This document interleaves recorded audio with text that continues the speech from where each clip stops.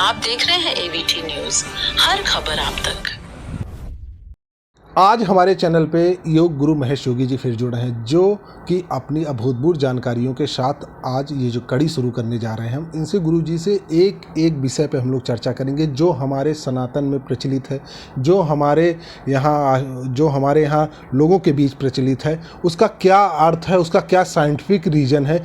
इन विषयों पे गुरु जी की एक श्रृंखला हम शुरू करने जा रहे हैं, जो हफ्ते में एक बार आपको अपना कीमती समय निकाल कर और उससे परिचित कराएंगे, उसके लाभ के बारे में बताएंगे। तो आज इस पहली कड़ी में सबसे पहले हम आशीर्वाद की चर्चा करेंगे। हम लोग जो पैर छूते हैं, जो अभिवादन करते हैं, उसका क्या अर्थ है, उसका साइंटिफिक रीजन क्या वह केवल एक शिष्टाचार है या उसका कोई महत्व भी है। तो इसके विषय में हम आज गुरु जी से जानेंगे कि आशीर्वाद क्या है, हमें इसको लेना चाहिए या नहीं लेना चाहिए। कोरोना चला था, कोरोना में हम एक दूसरे को छूने के लिए मना हो गया था, तो क्या ये आशीर्वाद का कोई इफेक्ट है या नहीं है। इन सब विषयों पे गुरुजी आज प्रकाश डालेंगे। गुरुजी, आपका हमारे चैनल में बहुत बहुत स्वागत है। आपने अपना कीमती समय दिया, आपकी साधना चल रही उन बीच से, उस पर भी अभी हम आगे चर्चा करेंगे अपने चैनल पे। लेकिन गुरुजी, ये जो आशीर्वाद है, जो हम लोग लगातार अभिवादन करते रहते, जो संस्कार हमारे यहाँ के कहे गए हैं, इस पर आप प्रकाश डालिए, ताकि जो आने वाली पीढ़ी है और जो नहीं जानती है, बस मात्र औपचारिकता रखती है, वो जाने कि आशीर्वाद मतलब होता क्या है, इसका असर क्या होता है और करना चाहिए या नहीं करना चाहिए। इन सब विषयों को आप स्पष्ट कीजिए आज। सबसे पहले तो आज आपके चैनल के माध्यम से आपके सभी दर्शकों को अयोध्या की पावन धरा से, श्री हनुमान जी महाराज की शरणस्थली से बहुत बहुत साधुवाद, मंगल कामनाएं। अगर हम आशीर्वाद की बात करें तो हमारे सनातन धर्म में, भारतीय संस्कृति में आशीर्वाद लेने का और चरण छूने का बहुत बड़ा महात्म्य है, आध्यात्मिक दृष्टिकोण से भी और वैज्ञानिक दृष्टिकोण से भी। और ये हमारे यहाँ शिष्टाचार मर्यादा के लिए चरण छूने की परंपरा बनाई गई। लेकिन मेरा मानना है कि भारत के ऋषियों ने, भारत के महापुरुषों ने, भारत के हमारे पूर्वजों ने जितने भी पद्धति बनाई, जितने प्रेरणा के पथ को प्रतिबिंबित किया है, वो सब कहीं ना कहीं 100% वैज्ञानिकता से प्रूव्ड हैं। तो सबका आध्यात्मिक प्रभाव तो है ही है, साथ ही साथ सबके वैज्ञानिक प्रभाव भी हैं। तो हमें दोनों दृष्टिकोण को देखते हुए कार्य करना चाहिए और दोनों पर विचार भी करना चाहिए। और इसीलिए शायद पूर्वजों को हमारे इसकी पूरी शक्ति का एहसास रहता रहा और वह उसके महात्म से अपनी शक्तियों का आदान प्रदान करते रहे। चरण छूने की जो हमारी परंपरा है वो साधारण नहीं है। जैसे हम मोबाइल से एक दूसरे मोबाइल के डेटा को शेयर करते हैं, उसी प्रकार से हम चरण छूने से एक दूसरे व्यक्ति के व्यक्तित्व की शक्ति को भी शेयर करते हैं। तो ये हमारी बहुत महनीय शोध है। रीजन कि हमारे देश के हर एक बच्चों को, हर एक सनातनी को चरण छूने के महात्म्य के बारे में ज़रूर जानना चाहिए। अगर वो इसके बारे में जानते हैं तो निश्चित तौर पर उसका पूर्ण लाभ भी प्राप्त कर सकेंगे। और हमारे छोटे छोटे बच्चों में बड़े बड़े संतों के, बड़े बड़े महापुरुषों के, बड़े बड़े विद्वानों की प्रज्ञा शक्ति भी परिवर्तित होगी, ट्रांसफ़र होगी, और वो छोटे छोटे बच्चे हमारे बड़े मिशन पर कार्य कर सकेंगे। तो ये बहुत बड़ा शोध है। अब रीजन क्या है कि हमारे यहाँ जो चरण छूने की परंपरा है, उसका मुख्य आधार था एनर्जी का ट्रांसफ़र। अब एनर्जी को ट्रांसफ़र करने के लिए, ऊर्जा को ट्रांसफ़र करने के लिए हमारे यहाँ सनातन धर्म में 3 आयाम बड़े प्रमुख हैं कि हम आँखों से ऊर्जा का आदान प्रदान कर लेते हैं, चरण के अंगूठे को, चरण के नाखून को स्पर्श करके हम ऊर्जा का आदान प्रदान करते हैं, और हाथों को स्पर्श मिला लेने से भी ऊर्जा का आदान प्रदान करते हैं। तीनों में सबसे महत्वपूर्ण बिंदु है चरण। जब हम चरण को स्पर्श करते हैं तो हमारी कनेक्टिविटी सबसे महत्वपूर्ण होती है और सीधा 2 तार आपस में कनेक्ट हो जाते हैं और यहाँ से ऊर्जा वहाँ ट्रांसफ़र होने लगती है। लेकिन अगर ऊर्जा की बात हम करें तो ऊर्जा प्राप्ति उसी से की जाती है जो महनीय हो, जो विलक्षण हो, जो ज्ञान परंपरा के उद्भव हो, जो धर्म सत्ता का जो है स्वरूप हो, जो विद्वान हो, जैसे हमारे गुरु हैं, माता हैं, पिता हैं, बड़े बुजुर्ग हैं, या ईश्वरीय सत्ता है। तो खास करके अगर हम ईश्वरीय सत्ता की बात करें, क्योंकि ईश्वर के सानिध्य में सबसे अधिक वाइब्रेशन प्राप्त होता है, उनकी जो हीलिंग्स हैं, उनके जो आभा मंडल हैं वो बहुत व्यापक होते हैं। तो ईश्वर के सानिध्य से अगर हमको ऊर्जा लेना है, तो अगर जिस भूमि की रेजुलेशन कम होती है वहाँ तो हम चरण तक पहुँच जाते हैं, लेकिन जिस भूमि का रेजुलेशन ज़्यादा है, जो आध्यात्मिक सत्ता या जो दैवीय सत्ता बहुत रेजुलेशन युक्त है, बहुत ज़्यादा ऊर्जा युक्त है, वहाँ चरण को हम नहीं छू सकते। जैसे सपोज़ करिए कि अगर हम छोटे से मंदिर की स्थापना करते हैं तो भगवान का चरण छू सकते हैं, लेकिन अगर श्री राम जन्मभूमि में हम भगवान के चरण को छूने के जाएँ तो शायद मैं ना छू सकूँ, क्योंकि वहाँ का रेजुलेशन ज़्यादा है, तो भगवान की दूरी हमसे ज़्यादा हो जाती है। तो जब भगवान की दूरी हमसे ज़्यादा हो जाए तो ऐसे सिचुएशन में आँखों से ऊर्जा को ग्रहण करना चाहिए। भगवान के सम्मुख आप खड़े हो जाइए और उनसे आई कांटेक्ट बनाइए।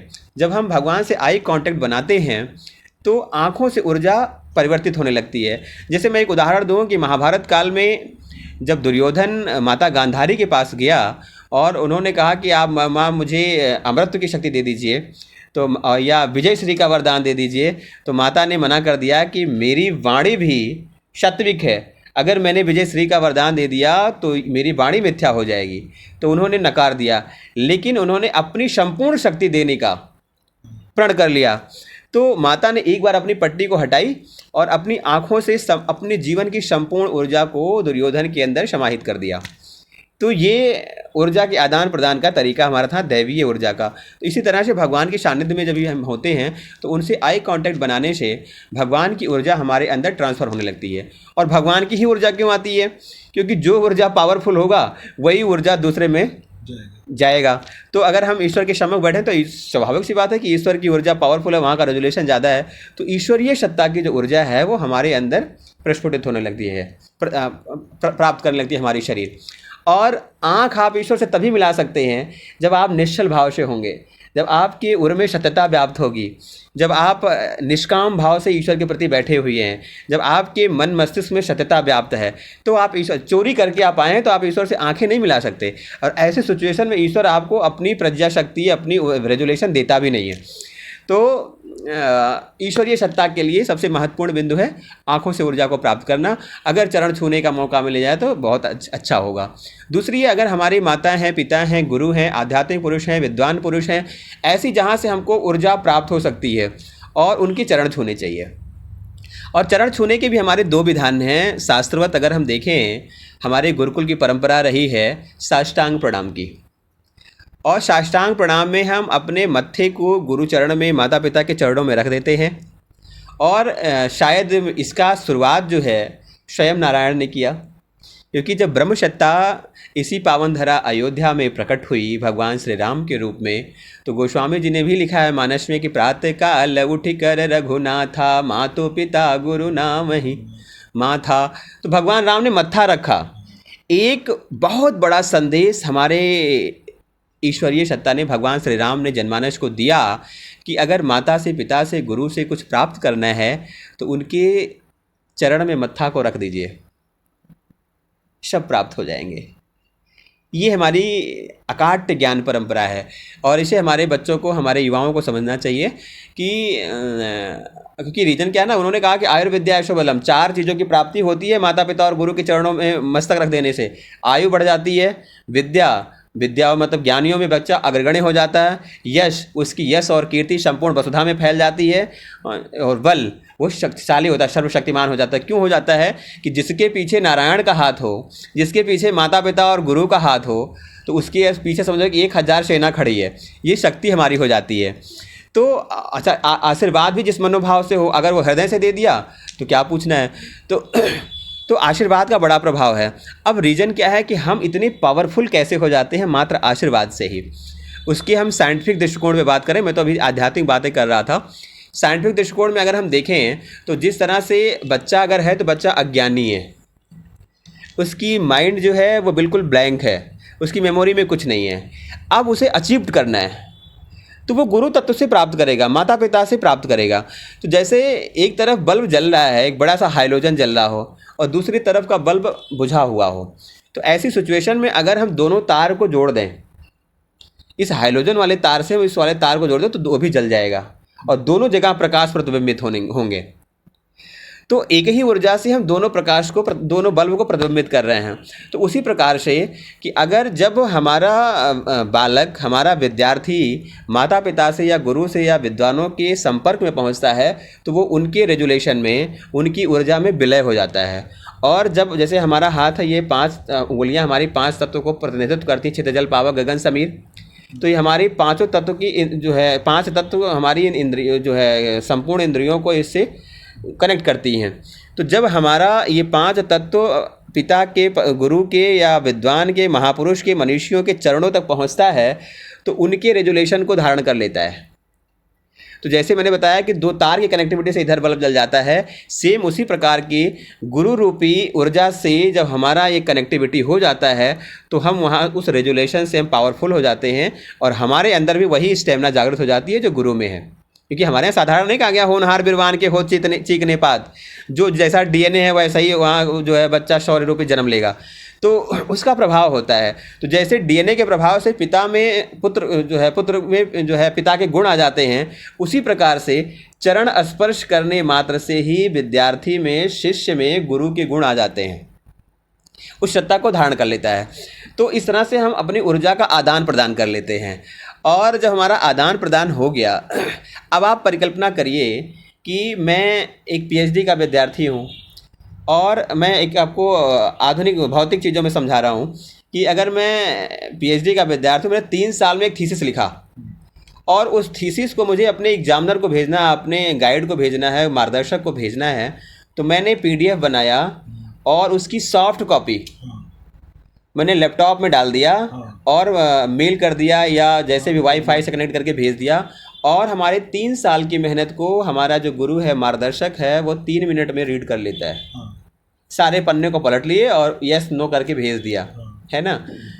जितना मेरा 3 साल का ज्ञान था 3 मिनट में उन्होंने पा लिया। अब ये हमारी भौतिक ज्ञान की परंपरा है जो आज आधुनिक युग की है कि हम अपनी चीज़ों को सॉफ्ट कॉपी के माध्यम से भेज देते हैं। हमारे जो महापुरुष थे उनकी प्रज्ञा शक्ति इतनी प्रबल थी कि वो किसी भी इलेक्ट्रॉनिक माध्यम का प्रयोग नहीं करते थे, वो स्वयं जुड़ते थे। स्वयं जुड़ने के लिए हमारा गुरु एक वाईफाई होते थे।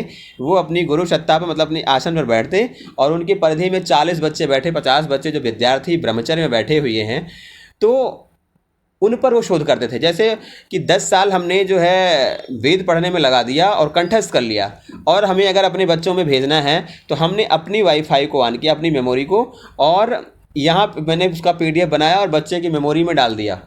अब बच्चा जब ध्यान प्रज्ञा में बैठता, अच्छा डाला कैसे गया, इसके लिए हमने अपनी वाईफाई को ऑन किया, बच्चे ने अपना हॉटपॉट ऑन कर लिया। इसी प्रकार से गुरु अपना वाईफाई ऑन कर लिया और बच्चे का हॉटपॉट ऑन करा दिया, डाटा इधर से उधर ट्रांसफ़र हो गई। अब ये क्या है, इलेक्ट्रॉनिक बेस में हमें ऊर्जा, आप नेट पैक लेते हैं उसको डाले कर लेते हैं। हमारे यहाँ नेट पैक नहीं है, हमारे यहाँ नेट पैक के रूप में अष्टांग योग है। यम, नियम, आसन, प्राणायाम, प्रत्याहार, धारणा, ध्यान, समाधि, ये 8 नियम महर्षि पतंजलि जी ने बनाया योग के।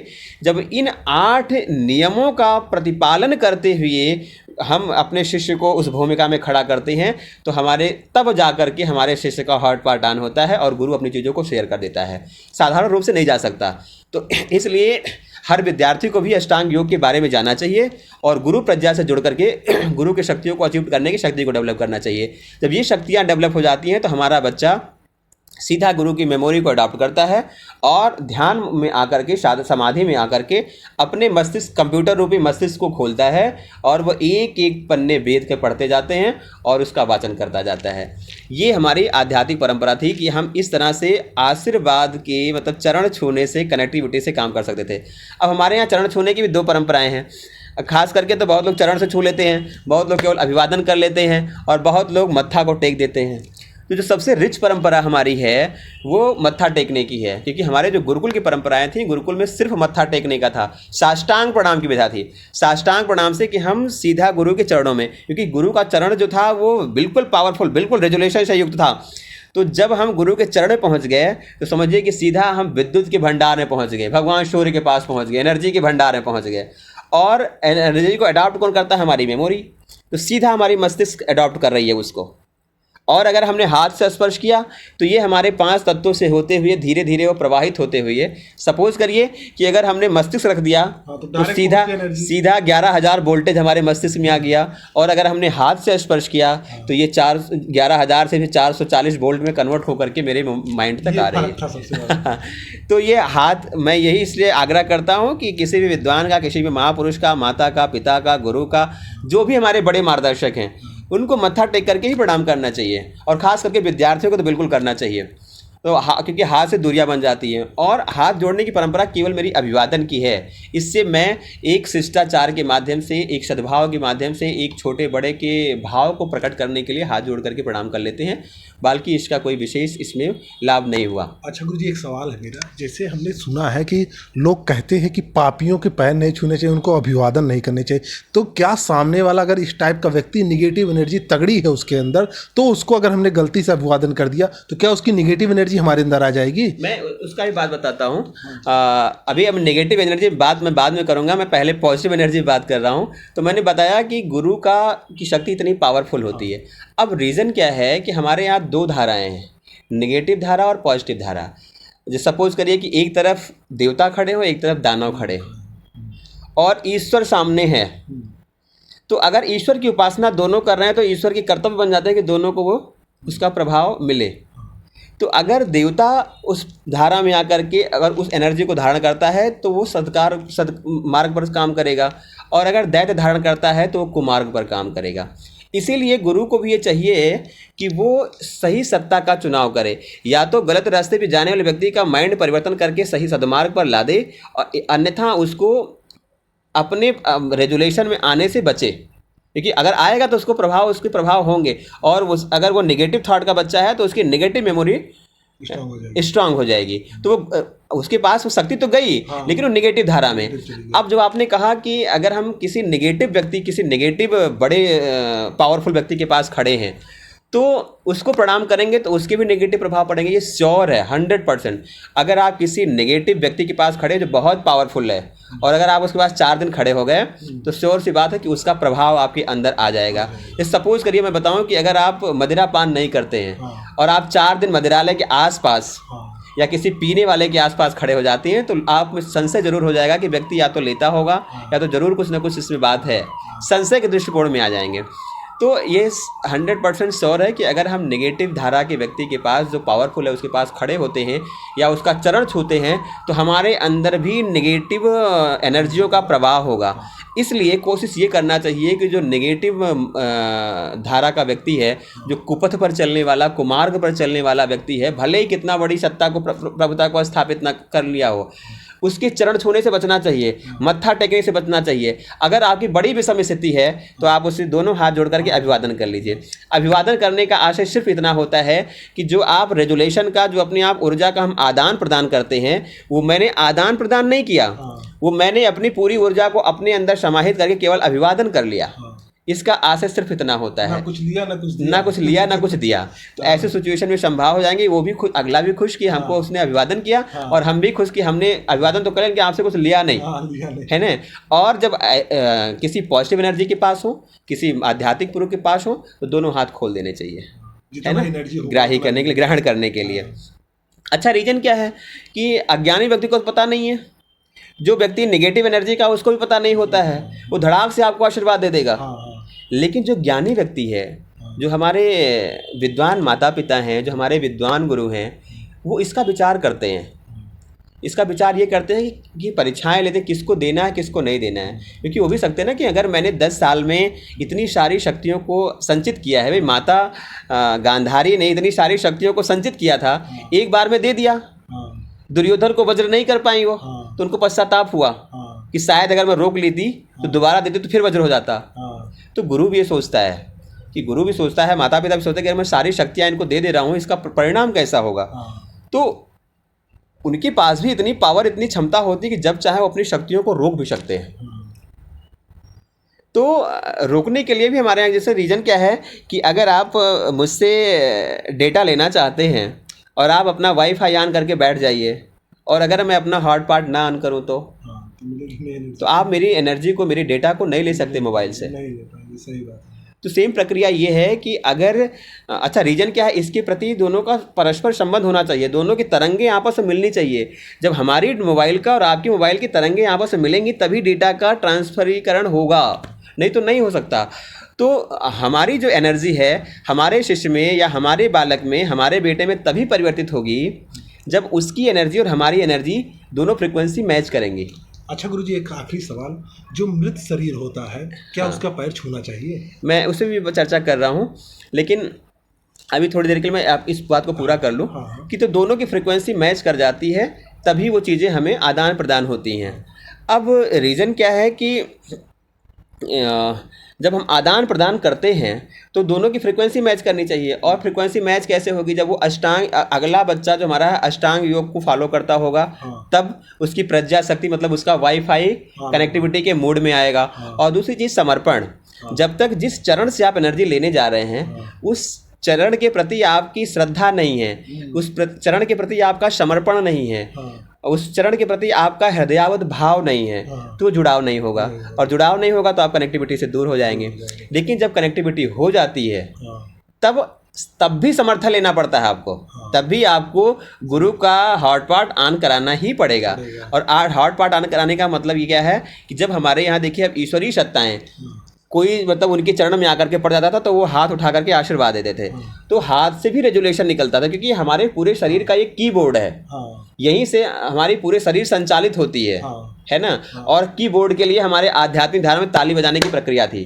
जब हम ताली बजाते हैं तो हमारे सारे कीबोर्ड दब जाते हैं, पूरा शरीर हमारा एनर्जेटिक हो जाता है। उसी प्रकार से जब हाथ उठाते हैं तो हमारे जो हाथ से रेजुलेशन निकलता है, जो किरणें निकलती हैं, जो वेव निकलता है, वो अगले व्यक्ति प्रभावित होता है। और वेव हम कहाँ देते हैं? तो मस्तिष्क पर, चाहे हम आज्ञा चक्र पर देते हैं और चाहे सहस्त्रार्थ पर देते हैं।